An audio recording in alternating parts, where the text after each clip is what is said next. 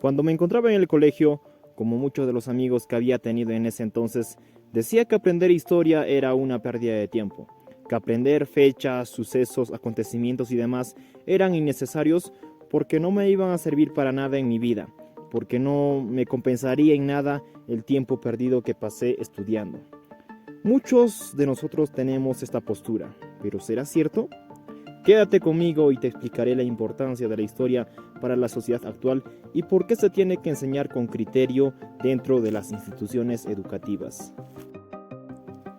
En el siglo XIX, la burguesía triunfante dio en la historia la herramienta perfecta para asentar una identidad y mantener estabilidad social en este nuevo sistema, convirtiendo así a la historia al servicio de la sociedad. El nacionalismo ha sabido aprovechar muy bien este recurso, hasta el extremo de abusar. Según Topolsky, la historia y su conocimiento son uno de los principales elementos de la conciencia nacional y una de las condiciones básicas para la existencia de cualquier nación. Los extremismos del nacionalismo al optar ciertos temas dentro de su enseñanza han llevado a que varios países entren en conflictos armados después de la Segunda Guerra Mundial. También fue muy usado por regímenes totalitarios, porque si manejas la identidad de una nación a través de la historia, podrás cambiar perspectivas, resultando ser así un elemento muy peligroso en manos equivocadas. En tal caso, la historia debe servir para entender cómo se han forjado las identidades nacionales y enseñar a decodificarlas para no llegar a juzgar los sucesos pasados. La historia no se juzga, solo se interpreta mediante la hermenéutica. Ahora, ¿qué pasaría si se juzga la historia? Por ejemplo, pongamos el caso latinoamericano.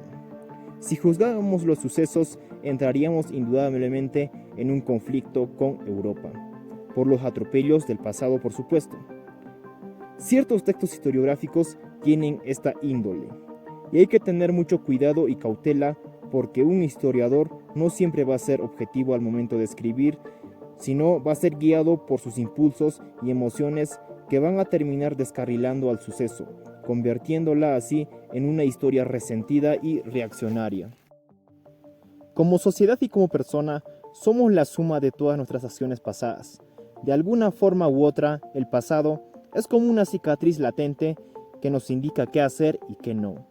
La sociedad contemporánea es el resultado de innumerables sucesos que le han moldeado a fin de sus necesidades, entrando la historia aquí como un conjunto de conocimientos escritos que narra el pasado para servir como antecedente para futuras acciones.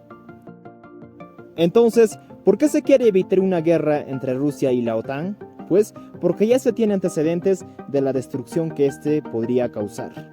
Un momento, recalcar que la historia no explica el presente, sino el pasado. Aún así, somos conscientes de los múltiples errores de los que ostentan el poder, a pesar de ya contar con una experiencia pasada.